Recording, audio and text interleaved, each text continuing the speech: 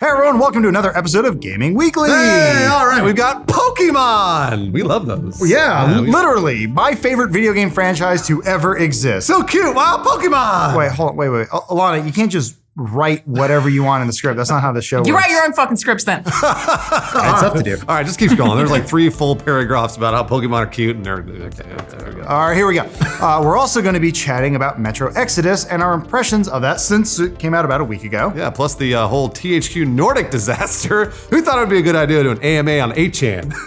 Seriously. THQ Nordic. But first, Pokemon happened during this week's Nintendo Direct. Alana, take it away. Yeah, so we saw the next generation Pokemon games, which are going to be called Pokemon Sword and Shield, and they'll be coming to Nintendo Switch later this year. Ooh. Basically, this is the official reveal of the 8th generation of Pokemon. We got 3 new starters. I don't know what you said. Shut up. I'm very excited.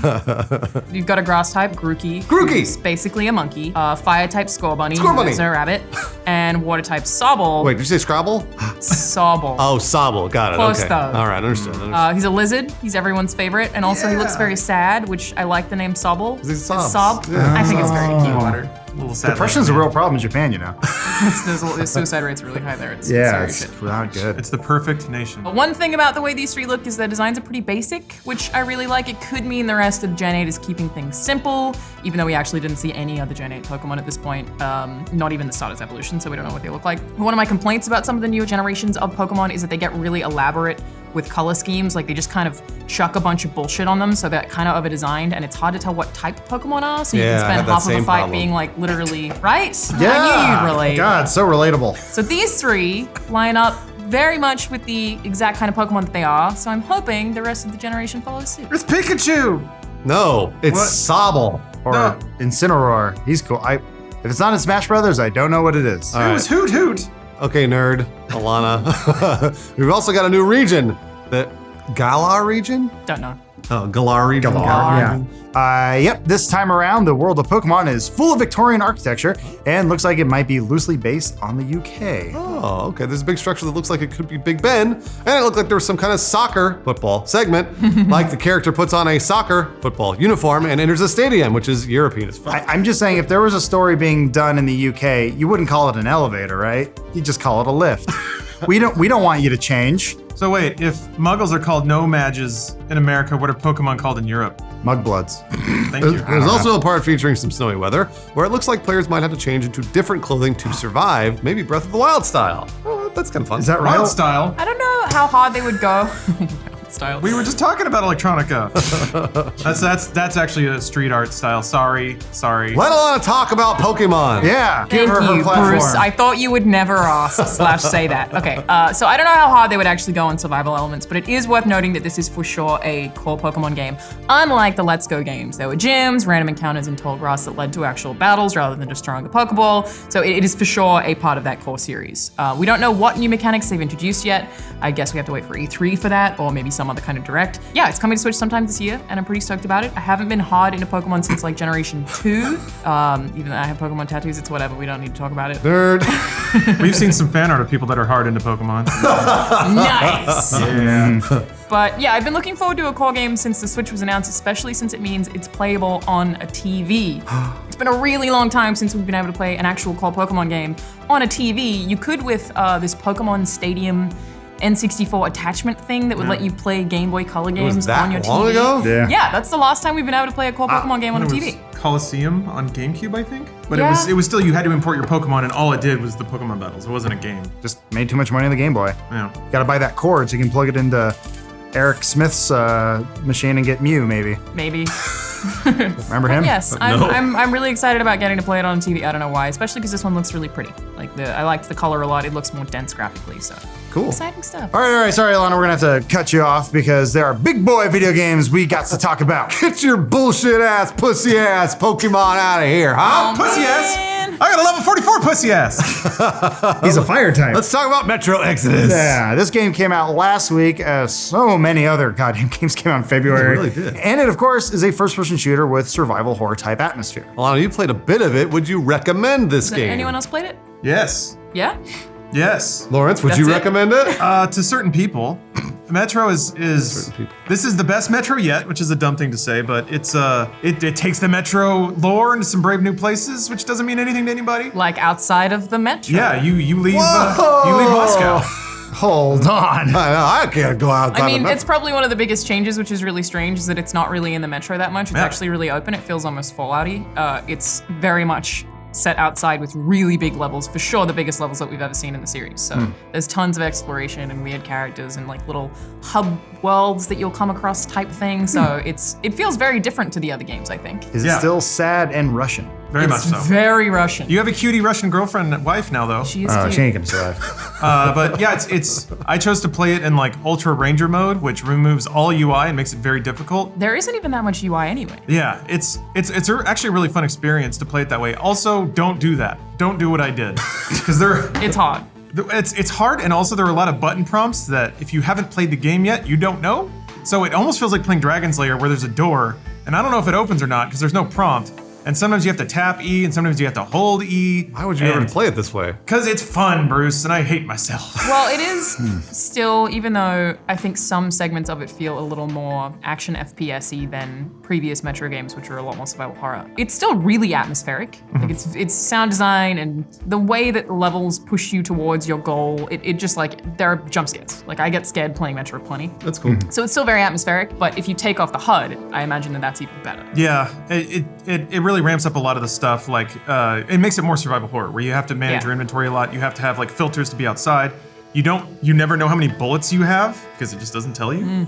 So there's a lot of, it makes it spookier. Also, like when there are cutscenes where like an enemy will grab you and start slapping you around, and it doesn't tell you have to hit any buttons in the stupid mode that I'm playing. It also looks beautiful, right? Yeah. It's very pretty. It takes advantage of ray tracing and stuff like that. Yeah. It's one of the most graphically beautiful games I've ever played. And like 4A, Russians are just good at math. I don't know what it is. But they've always written really amazing They engines. play a lot of Tetris. What does that have I mean, to do a lot with of people anything? play a lot of Tetris. I mean, I think What do you think they're makes good a at game math. pretty? They're It's good all at math. Programming, They're good at- okay. I do really like it. I haven't played a ton of it, but it is spooky. So if you don't like scary stuff, you're probably not gonna like it. It's not consistently spooky. It gives you breaks from that in the open areas. It's hard. Stealth parts I found really, really fun, but there have been bugs for me as well. Like one particularly annoying thing is there are tons of characters, like NPCs, and sometimes they just won't move, and then you just get stuck for a while until they decide to get up. And you're like, well, I stood there for 5 minutes. I was surprised at that. There's a whole roster of like quirky Russian bros that are on your little train that you're leaving Moscow in. And you can just hang out and listen to them talk. It's a lot of story and dialogue, which I didn't expect in a Metro game. I don't give a fuck about any enough. of the characters, I'm except going for to like Russian them. girlfriend. Jeez. All right. Well, it's worth noting that Metro Exodus is one of the first Epic Game Store exclusive games. Back in January, publisher Deep Silver took it off of Steam. That's right, the community reaction to this has actually influenced user reviews in a surprising way. Steam users were review bombing it, basically just giving the game terrible reviews because they were mad at Deep Silver for pulling it off Steam, even though the game hasn't actually been available for purchase on the platform. It will be in a year, and Deep Silver has been honoring pre-orders, but that's about it. So wait a minute. No, it was available for purchase on Steam. And now is not. Yeah, sorry. Just Isn't that clarifying what it wording. said? It said it hasn't actually been available for purchase on the platform. But it was. It was. And they took it off. They removed it. took it off. I'll take it again. But the wording of the FAQ on the website makes it sound like if you pre-ordered it on Steam, you can still play it on Steam. But Oh. they shut off the ability is to provide correct. it. That's correct. You Yeah. can still play it on Steam, yeah. If you pre-order. So yeah, people just got mad that at a certain point they could no longer buy it on Steam. So how should we word that? No, I think the wording's correct. It's Just correct. keep in- I was just keep okay, in fine. mind, So then we're good. Yeah. It's just Cool. from our previous report, there are people who are very passionate about this particular issue. So I just wanted to make sure we were accurate. Yeah. Now the game is out. Users have sort of flipped to giving it passive-aggressive positive reviews. Yeah, like there's a bunch of reviews talking about the game's high quality, but they all end with, if only it wasn't only on the Epic Store, or great job 4A Games, but leave the Epic Store and Deep Silver because fuck them. Oh, whoa, gee, why are you so angry? That one was almost verbatim. It was like almost exactly they said that. Journalism. It's really strange to watch. This is probably just the beginning. Any game that's publishing exclusively on Epic Store is probably going to get destroyed by the Steam community. Yeah. The question is really, is it going to matter to anyone? I guess we'll keep an eye on how Metro Exodus sells anyway. Who knows? Now, speaking of weird PR situations, do we have a doozy for you this week? You've probably heard by now that THQ Nordic, for some reason, decided to hold a public Q&A on a website that was banned for child porn, amongst other things. Many of them. So we're supposed to say like potentially child porn. There's definitely child porn on there. Jesus. I have no political agenda in this story whatsoever. Confirmed, Adam is pro-child porn. You heard it here first. 8chan is the dark web. And why a publisher would hold a Q&A on a site like that is beyond us. So very beyond us. Yeah. They announced the Q&A on Twitter and then, really went ahead with it and got involved with some weird conversations. Yeah, because it's 8chan, one user asked where the big titty lolly's at with a photo of a dude groping two young-looking girls. Mm-hmm. And Philip Brock, PR and marketing director at THQ Nordic, replied with, "You got them already." We'd say, why did he reply? Doesn't make any sense to me. I don't think he knew what any of those words meant. This is one of a number of comments people are really, really mad about, and with good reason. Yeah, definitely not something you'd usually see someone at a major publisher say, but it's not quite that simple, right? Yeah, so I wanted to recap this real quick so we get to the weird meat of the story. Basically, Philip Brock made a statement saying, "I personally agreed to this AMA without doing my proper due diligence to understand the history and controversy of the site. I do not condone child pornography, white supremacy, or racism in any shape or form." Can you imagine how shitty your week or day has to be that you have to make that statement? You're tweeting that? Wow. Hopefully none of us ever have that. He continued and said, "I'm terribly sorry for the short-sightedness of my decision and promise to be far more vigorous in my assessment of these activities in the future. This was not about being edgy, this blew up, and I very much regret to have done it in the first place." And I believe him. Sure. A lot of outlets covering this are being like, this is inexcusable, they should have known better. I frankly don't think THQ Nordic has any fucking idea what they're doing at all in regards to most things. They're a really small publisher that acquired a really big name and a lot of big properties, but have mostly just released remasters at this point, with the exception of Darksiders 3, a game that obviously had a way smaller budget than the previous games in that series, which were published by THQ proper. They're basically like fronting as this big publisher in aim to secure more funding, but when they screw up and do stuff like this because they don't have a tremendous amount of experienced staff, it bites them in the ass. Yeah. I have met a few THQ Nordic employees, including Reinhard Paulus, who was involved in this whole thing. And where their unsavory responses are concerned, I genuinely think this was a bunch of dudes who don't speak English as a first language trying to fit in with a community who approached them to do an AMA, not realizing that the broader gaming community would even notice, but of course they would. Yeah. But I think they just think that they're a lot smaller than they are and they're not putting the pieces together. So they're innocent. Not quite. Also, one they're thing dopey. that is worth noting that is very strange and complicated, there are two THQ Nordics. Oh boy. It's a mess. There's THQ Nordic GmbH, who hosted the AMA, which is owned by THQ Nordic AB. THQ Nordic AB is the one that owns most of the developers, like Coffee Stain Studios, for example. That would make THQ Nordic GmbH, the ones who held the AMA, a sister company to that developer and not their parent company, if that makes sense. Sure. I think so, Yeah. if I really work out the diagram. It would be like Rooster Teeth is our parent company and Cow Chop is a sister company. Well, Cow Chop's not owned by Rooster Teeth. Fuck. Yeah. And I guess maybe the Archie Achievement Hunter store? is our sister company. I was gonna say Achievement Hunter and you go. Funhaus could be sister companies with Yeah. Rooster Teeth as the parent company. Yes, Yeah, but this makes it look kind like of. Achievement Hunter held an AMA and we are accountable for that, but it's, Got it. yes. Yeah. Rooster Teeth did not host, if that makes sense. It's usually good not to name everything the same thing. But hey, Machinima learned the hard way. I think they've sort of done it on purpose. They have intentionally not made that distinction a lot of the time. But Interesting. Yeah, and this point, the developers are like, whoa, no, they're different companies. Please separate them. Yeah. So. Sorry for the confusion that we created.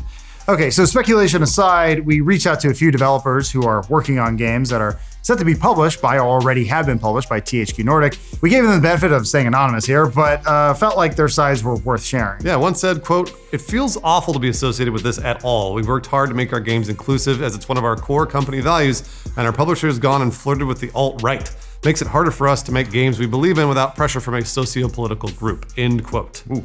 Another said, there are a lot of conversations surrounding this internally right now, and we're most worried that'll affect funding. Investors might not want to be associated with a company that has represented themselves on a website known for racism, homophobia, sexism, and bigotry. We just don't know what this will do for our games in the long run. Yeah, we also reached out to a few PR reps who work in games to get their takes on this one. But aside from one independent who has worked on at least one of THQ Nordic's titles, absolutely nobody responded.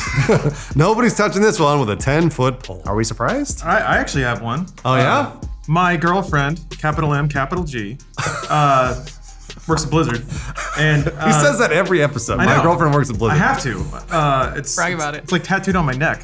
So she basically like came in, kicked over a chair, and then started yelling about how engaging directly with that audience causes problems for everyone. Oh, yeah. Because it emboldens them to Yeah. be basically talked to like they're adults. Yeah. Like those people, and I hate to phrase it like that because there are probably some non-sociopaths on 8chan, but they are very problematic when they feel legitimized, and it doesn't take much to make them feel legitimized because they feel ostracized most of the time. Yeah. Yeah. So yeah, she was frustrated because instances like that have ripple effects on everyone. That is true. And it changes the temperature of how companies interact with their consumers. That's right. Across I the board. called 4 people or 4 devs specifically, and most of them were just like angry that this had happened at all. Like in a way that was like, why the fuck would you talk to those people? But Yep.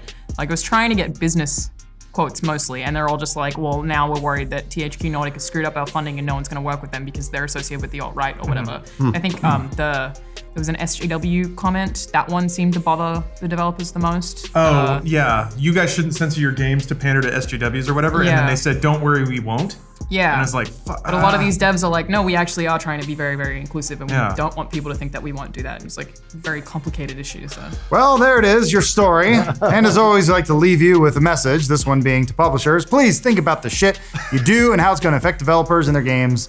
Please. Yeah, it affects a lot of people. Like EA better not be surprised if Anthem doesn't do well with that insane release schedule. And since they released it right after Apex Legends, motherfucker! They probably thought one was going to do good and the other one maybe not so much. I'm They just just got still them. really mad about that. Yeah. It's so dumb. They tanked it. They just got it flipped. Yeah, they screwed Anthem by releasing Apex. I know, but they probably thought Apex was going to be the little fish that couldn't. But I just, it goes back to Kingdoms of Amalur, because that was published by EA, and it came out like right at the same time as, I think it might have been Dragon Age or Skyrim, something else that was like, why the fuck would you do that? And then it destroyed a whole state. That R.I.P. one Rhode didn't. Island. The MMO version did. but Technically, yes. either? Yeah. Kingdoms of Amalur actually came out, but the MMO one never did. Yeah, never will. And that did bankrupt a very Thank you, small Kurt state, Schilling. yes. All right, folks, that's it for this week's episode of Gaming Weekly. We will see you next week. Or tomorrow if you continue watching the channel.